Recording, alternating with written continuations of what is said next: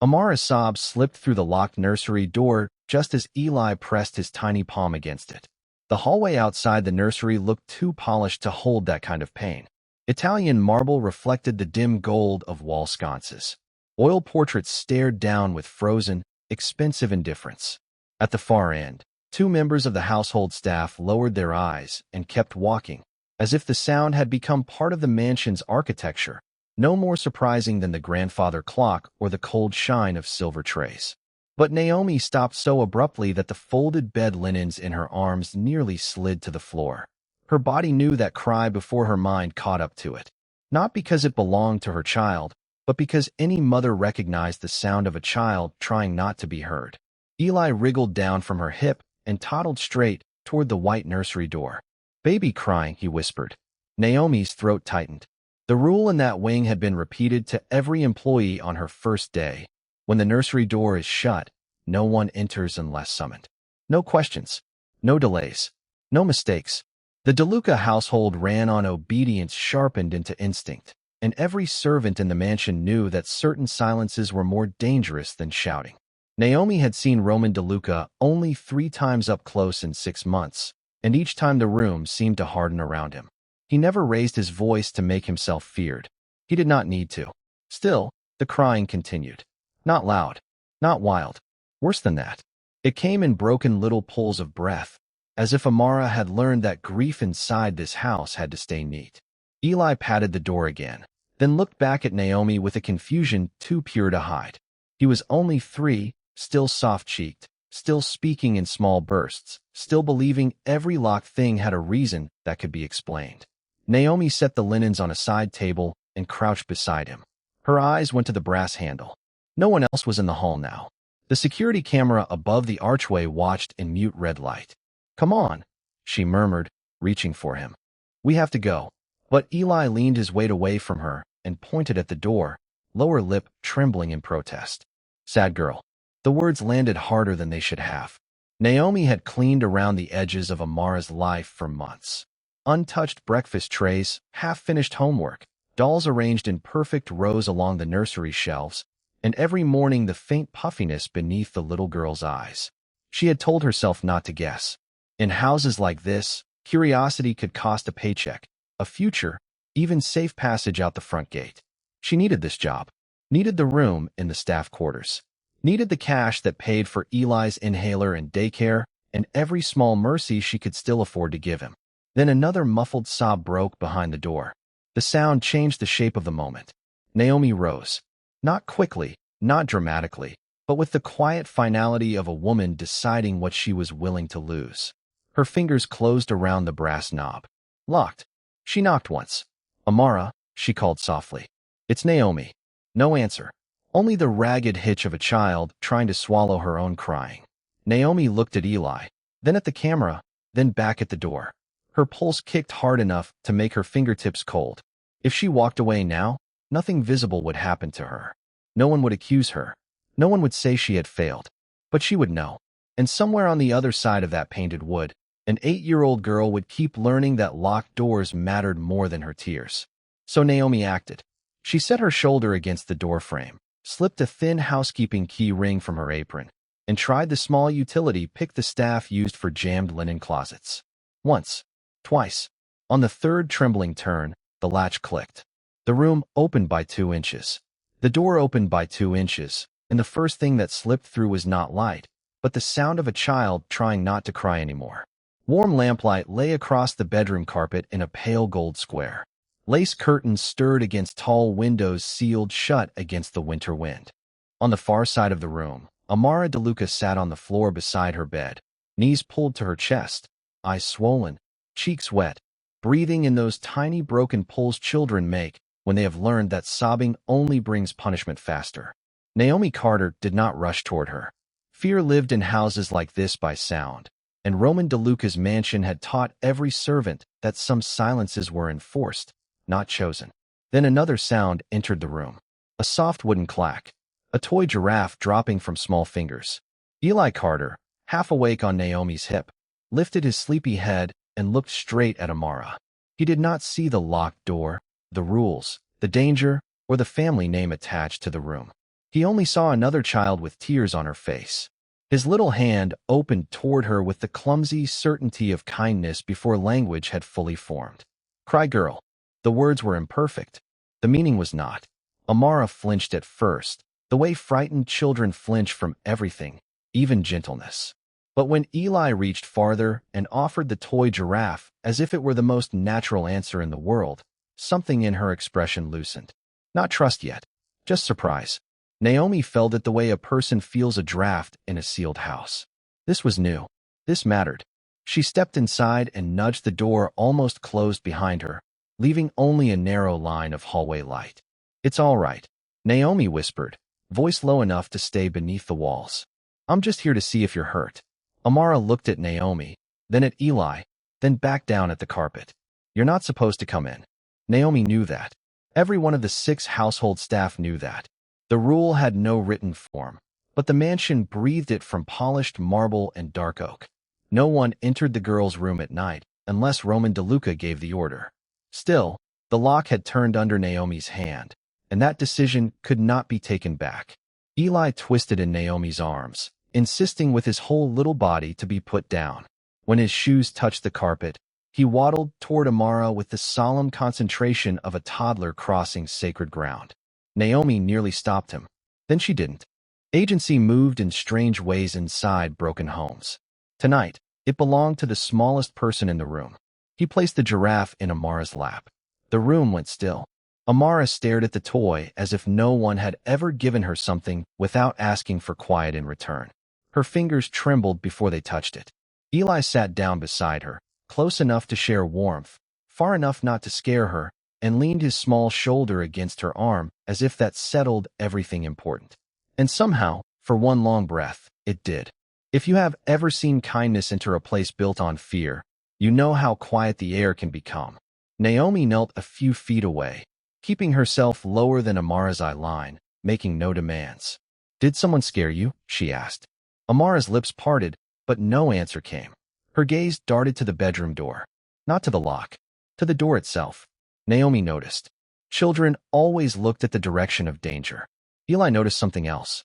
He touched the damp sleeve of Amara's nightgown, frowned, and patted her arm twice, the way Naomi patted his back when storms woke him. Amara gave a small, startled laugh through the remains of a sob. It was a fragile sound, almost ashamed of itself.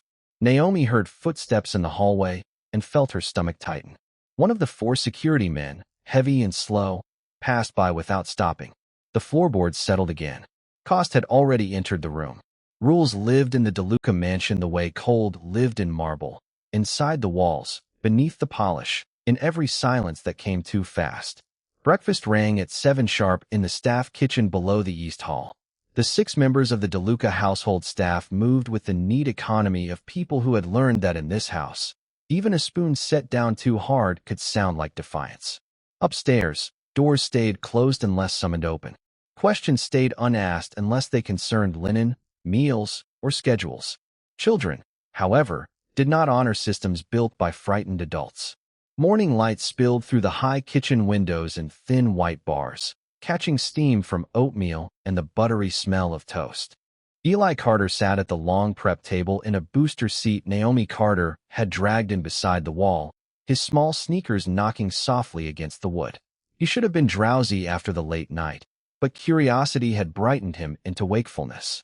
His spoon rested forgotten in his bowl as he studied the grand staircase visible through the half-open service door, as if the upper floor itself might answer him. Why Princess sad? The question landed harder than any accusation. Naomi kept slicing strawberries, though the blade paused once against the cutting board. Across from her, one of the 6 household staff glanced up, then back down to polishing silver. No one commented. In the DeLuca mansion, survival often depended on pretending not to hear the first dangerous truth. She had a bad dream, Naomi said quietly. Eli frowned with all the seriousness a 3-year-old could summon. Not dream. The words were soft, but they pressed against the room's order like a thumb against cracked glass. Naomi set the knife down. She knew what he meant. Eli had not seen Amara DeLuca the way the adults saw her. Guarded, instructed, always watched by expectation. He had only seen a little girl crying behind a locked door, then laughing in spite of herself when his damp sleeve touched her gown. To him, sadness was not mystery. It was simply something that happened, and therefore something that deserved a reason. From the hallway came the measured sound of men changing posts. 2 of the 4 security men crossed the foyer beyond the service door, dark suits, earpieces, eyes forward. Their presence reminded everyone in the kitchen what belonged to Roman DeLuca: the house, the schedule, the air, the consequences. Naomi reached for Eli's spoon and nudged the bowl back toward him. "Eat first," she said. He obeyed for exactly 2 bites. "Why door locked?" This time the silver polishing stopped altogether for one thin second, then resumed. The house had trained adults to fear the wrong sentence. It had not yet trained a child. Naomi bent closer, lowering her voice. "Some rooms have rules." Eli looked toward the staircase again, offended not by authority, but by logic. Scared girls know like rules. The room went still. Not because he was loud, because he was right in the uncomplicated way only very young children could be. Naomi felt heat rise under her skin. She had spent months in this mansion learning where not to look, what not to connect, how to fold concern into obedience. Eli had been here only long enough to notice what everyone else had agreed not to name. A shadow crossed the kitchen threshold. Roman DeLuca did not enter noisily. Power like his never needed to. Dark wool, cuff links catching the morning light, jaw hard from too little sleep. He stood in the doorway with the stillness of a man accustomed to rooms rearranging themselves around him. One of the 4 security men remained several feet behind. The staff straightened almost by instinct. Naomi's hand moved to Eli's shoulder. Roman's gaze passed over the table, the bowls, the cut fruit, then settled on his daughter's name where it still seemed to hang in the air unsaid but present. He had likely heard only a fragment. In this house, fragments could wound more deeply than full confessions. "What rules?" Roman asked. No one answered at first. Eli did. A spoon clinked against porcelain, small and bright in the staff kitchen, and the sound seemed far too fragile for the question that had just landed in the room. Steam rose from the oatmeal in thin ribbons. Morning light came through the narrow windows in pale bars, touching the stainless counters, the fruit bowl, the polished black shoes of the 4 security men near the door. Eli sat in his chair with both hands wrapped around his cup, curls still sleep-mussed, his round face calm in the way only very young children could manage when adults were busy fearing one another. "The crying rules," Eli said. No one breathed for a second. Naomi felt the blood drain from her face so quickly it left a chill behind. Across the table, 2 members of the DeLuca household staff lowered their eyes at once. Another stood frozen with a tray halfway to the sink. Roman DeLuca did not move at all. That stillness was worse than anger. It was the kind of stillness that made armed men wait for permission to exhale. Amara, who had not yet come down for breakfast, was suddenly no longer an absent child in the house above them. She was everywhere in the room. Roman's gaze dropped to Eli. Not soft, not cruel, measuring. "What crying rules?" Naomi opened her mouth, but Eli answered before fear could organize itself into a lie. "The door stays closed," he said, holding up 3 small fingers as if counting laws written for children and prison cells alike. No light under the door. No loud crying. No telling. The kitchen went silent. One of the older staff women made the sign of the cross against her apron before catching herself. A younger man at the coffee station turned so sharply his shoulder hit the cabinet. The sound cracked through the room and vanished. Roman's eyes lifted from Eli to Naomi, and in that look sat a verdict not yet spoken. Naomi knew exactly how wrong this could sound. Not because Eli had lied. Children that age rarely lied with structure. They repeated what they had seen, what they had heard, what they had been forced to make sense of with minds too innocent for adult damage. The danger lived elsewhere. In fragments. In a mansion where truth arrived broken and was punished before it could be repaired. "Roman DeLuca," Naomi said quietly, because titles created distance and distance would kill this moment faster than any weapon in the room. He heard part of it. A few heads snapped up at the sound of his full name spoken that way. Not defiant. Not intimate. Necessary. Roman's expression darkened by a shade. "Then give me the whole of it." Eli swung his feet once beneath the chair. Naomi crouched beside him, not touching him yet, only bringing herself to his eye level. She could feel every gaze on her back, could almost hear the weight of consequence arranging itself around her life. Her job, her place in the house, her son's safety, the thin line she had walked since entering these walls. But this was no longer a matter of embarrassment or household order. A child had spoken. Another child was hidden inside what he had said. "You heard Amara crying last night," Naomi said to Eli. He nodded. "Where?" "Upstairs." He pointed with his spoon toward the ceiling.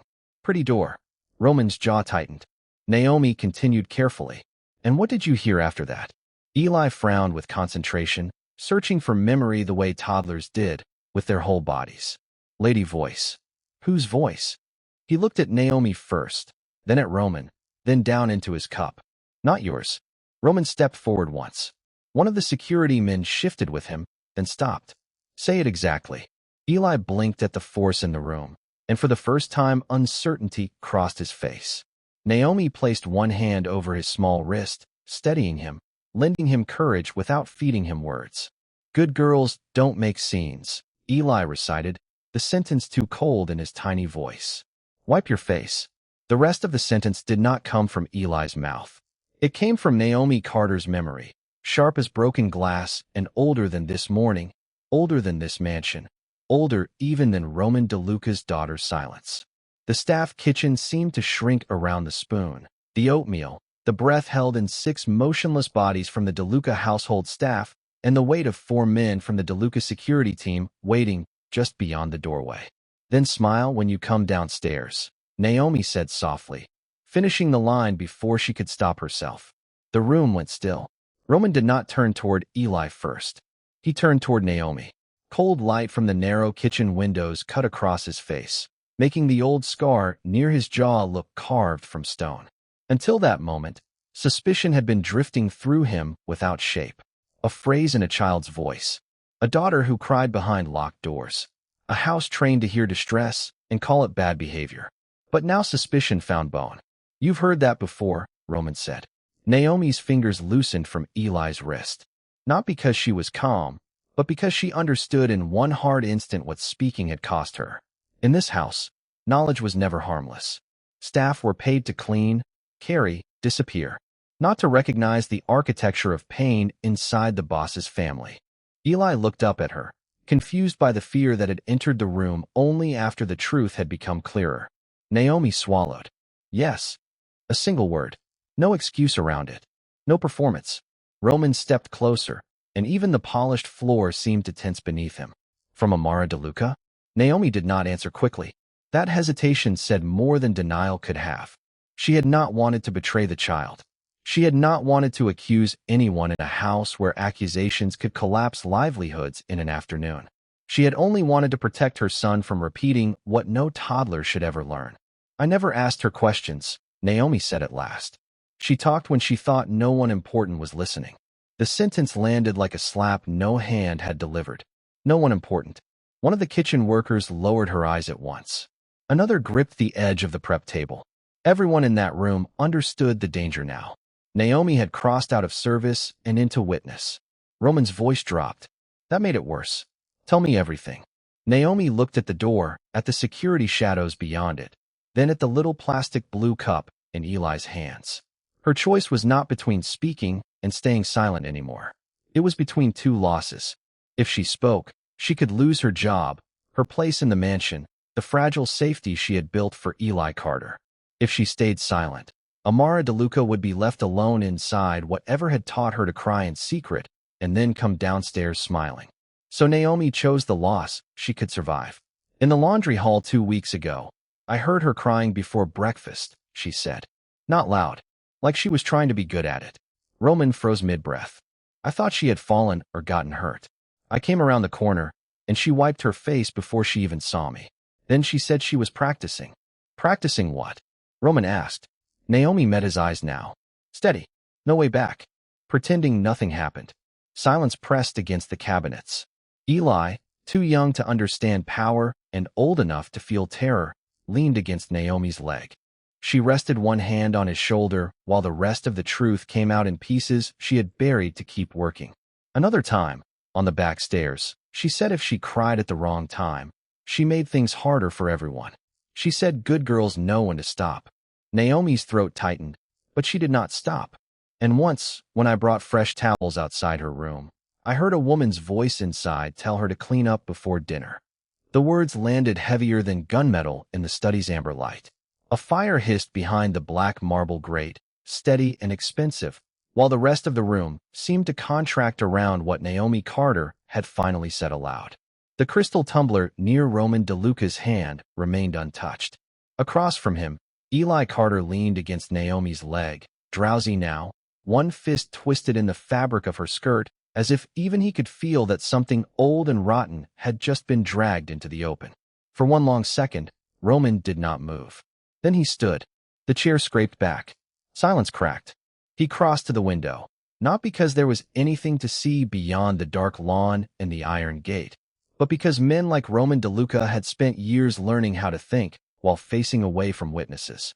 The city's glow touched one side of his face, carving the rest into shadow. Behind him, Naomi stayed where she was, pulse thudding in her throat. She had expected rage. She had expected denial. What she had not expected was the stillness of a man realizing the architecture of his own house had been built around fear he never bothered to name. Who, he asked. Just one word. Naomi swallowed. I never saw her face. That answer might have saved a weaker man. It might have given him somewhere to hide, somewhere to delay, somewhere to blame uncertainty itself. But Roman had not built an empire by pretending ignorance was innocence. His mind moved with cold precision through the corridors of his home, through schedules, room access, years of routines, every adult voice Amara DeLuca could have heard behind a locked door. Staff rotated. Security changed by shift. Visitors were logged. But one voice had once belonged inside the walls without question, carrying authority no one challenged. His ex-wife. The thought struck clean and brutal. Not because he had loved her for a long time. He had not. But because he had dismissed her cruelty as vanity, pettiness, social poison. Ugly, yes. Dangerous, no. He had believed the real threats to his daughter came from kidnappers, rivals, men with guns, the visible enemies he knew how to crush. He had guarded the gates and missed the hand already inside the nursery. A father's failure looked different when it wore a tailored suit instead of blood. Roman turned back slowly. How long? Naomi shook her head once. Long enough that Amara thinks tears are a crime. The sentence hit harder than accusation. It did not describe one bad night. It described a child trained to fear her own pain. Roman's jaw tightened. He went to the built-in cabinet, opened a hidden panel, and removed a leather folder. No flourish. No warning. Inside were old household access logs, archived because Roman trusted paper when digital systems could be altered. He flipped through dates with surgical speed, stopping at a pattern that suddenly looked obscene in hindsight. Private visits, unannounced, always on evenings when Amara cried later than usual and refused dinner. He froze mid-page. There it was. Repeated entries across 8 months. The same name, the same hour, the same locked wing. Naomi did not step closer, but she knew from the way his shoulders changed that he had found something solid enough to hurt. She was here, Roman said, voice gone flat. More often than I was. No one answered. Even the fire seemed quieter. That was the real judgment. Not that another adult had been cruel. Not that a child had been frightened. It was that Roman DeLuca, who controlled 6 household staff, for loyal guards, and half the criminal economy surrounding his name, had built a world so disciplined, so silent, that his daughter learned suffering fit perfectly inside it. He had mistaken order for safety. He had taught everyone in the mansion not to question closed doors. And Amara had obeyed. Naomi watched the truth settle into him like shrapnel. This was no rescue scene. No one was pulling a child from immediate danger. This was worse. Rain struck the mansion windows in thin, hard lines, turning the glass into a trembling wall of silver while the grandfather clock in the hall counted each second too loudly.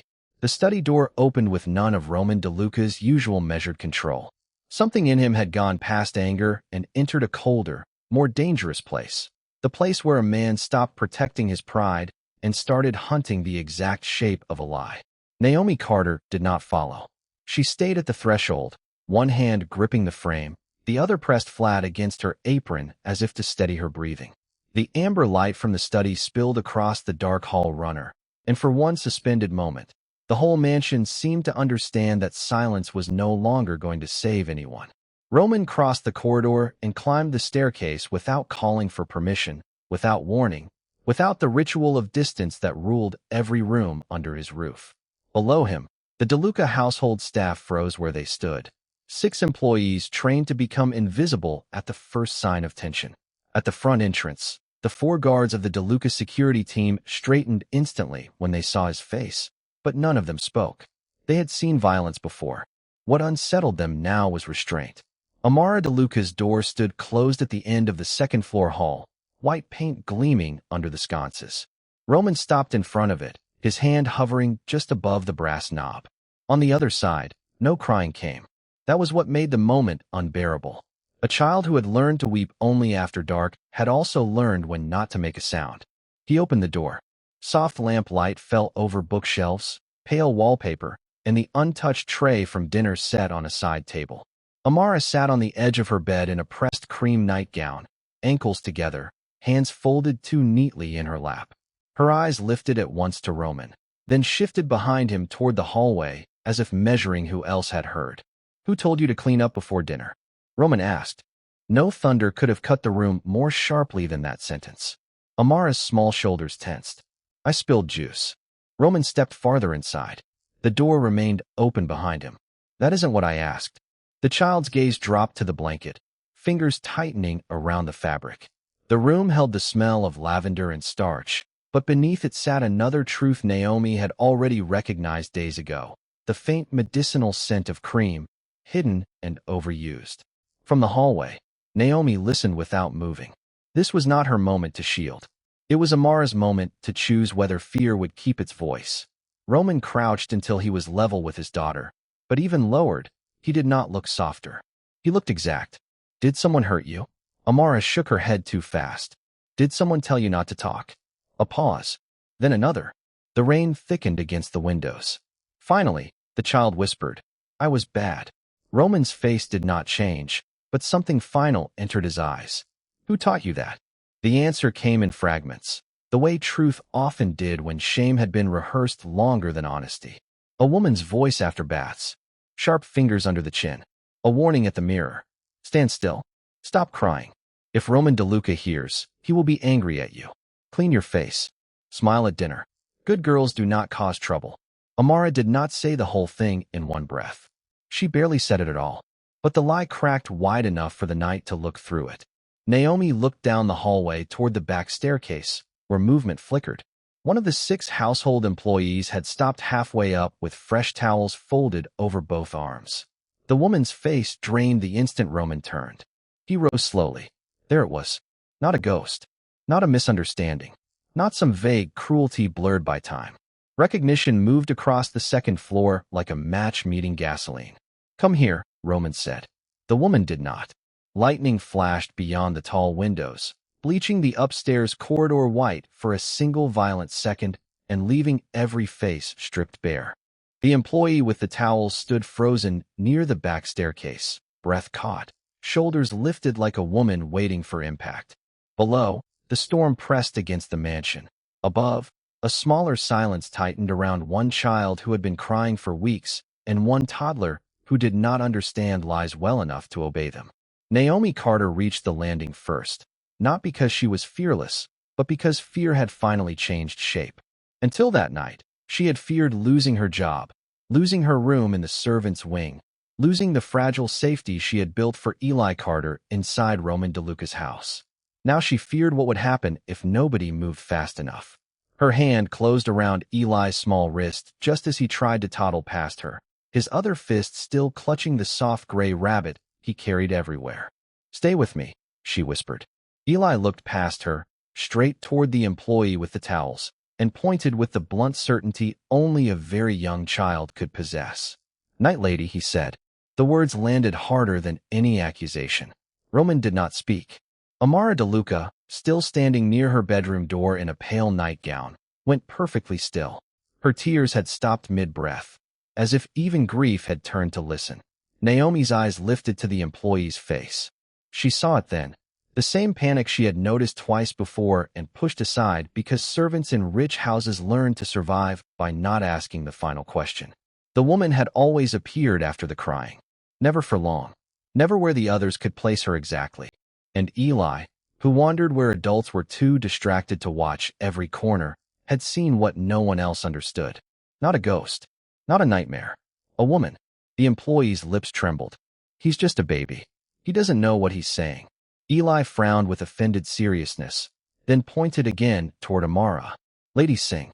Girl cry. The room went silent. It was such a small sentence, broken and plain, but it snapped the whole knot open. Eli had not discovered some elaborate secret hidden in papers or locked drawers. He had understood something simpler, and therefore far more devastating. The crying always ended when the same woman came.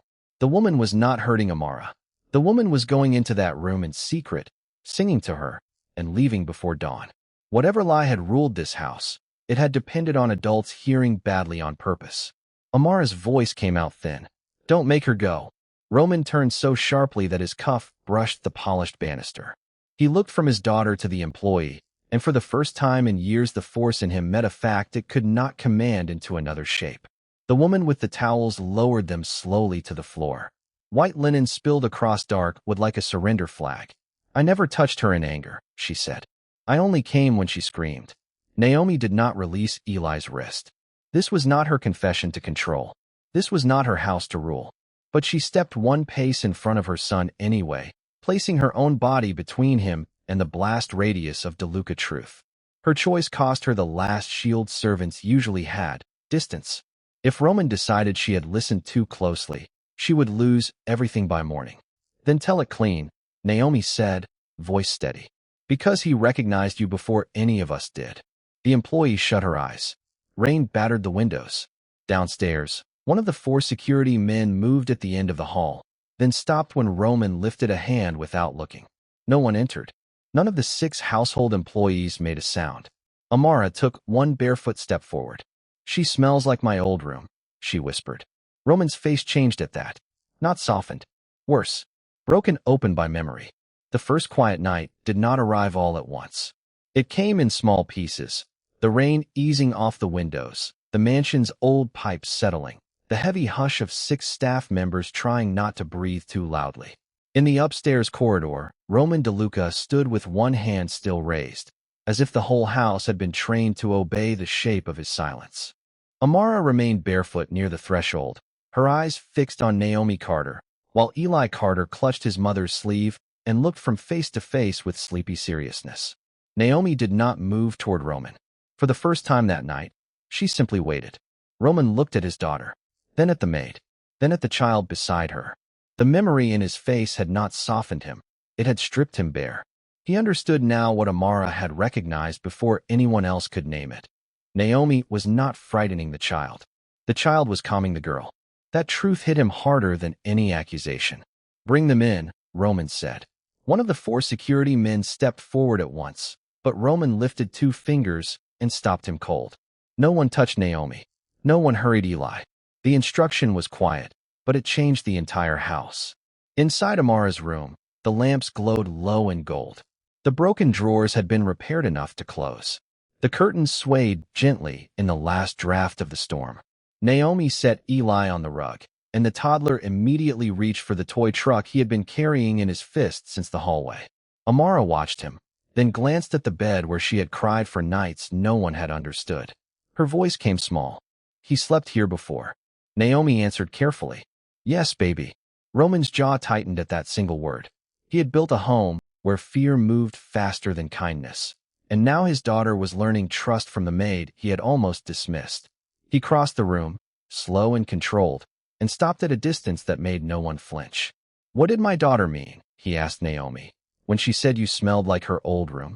Naomi held his gaze. She means she remembers the place where she stopped crying. The room went still. Amara turned her face away, ashamed of how much she had wanted that room back. Eli climbed into her lap without asking, and she let him. Roman saw it all. The girl's shoulders lowering, the toddler's hand on her wrist, Naomi's steady calm, holding the center of the room together.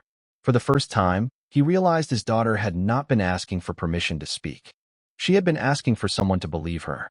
Then Naomi finally told him the truth.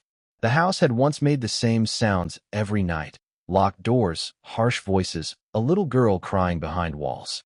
Amara had been hearing those old sounds in her sleep, not because she was weak, but because the mansion had reminded her of something she could not yet explain. Naomi knew because Eli had done the same thing in their apartment before they came here. Some children did not describe fear. They carried it in their bodies. Roman listened without interruption. When she finished, he looked at Amara and understood the shape of the wound he had never seen. He had thought the child needed discipline. She had needed memory. He had thought the maid was hiding something. She had been protecting the truth. He bent slightly, enough for Amara to hear him without raising his voice. You do not have to cry alone here again. Amara blinked hard. Promise. Roman answered at once. Promise. It was the first promise he had kept in years without turning it into a threat. He turned to Naomi. You and Eli stay in the west guest rooms. Tonight, not the servants' wing. Naomi did not thank him. She only nodded, because gratitude would have made it sound like a favor, and this was not a favor. It was correction. Roman looked to the security men at the door.